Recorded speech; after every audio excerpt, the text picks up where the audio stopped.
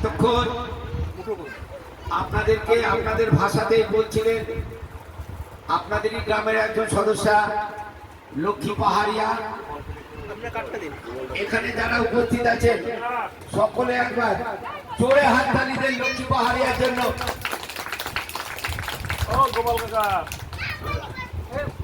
আমাদের চিকিৎসা শুরু হয়ে গেছে, মঞ্চে দুজন আছেন তারা চিকিৎসা করাচ্ছেন, ওরা নেমে গেলে আপনারা একে একে আধার কার্ড নিয়ে ওখানে চলে যাবে।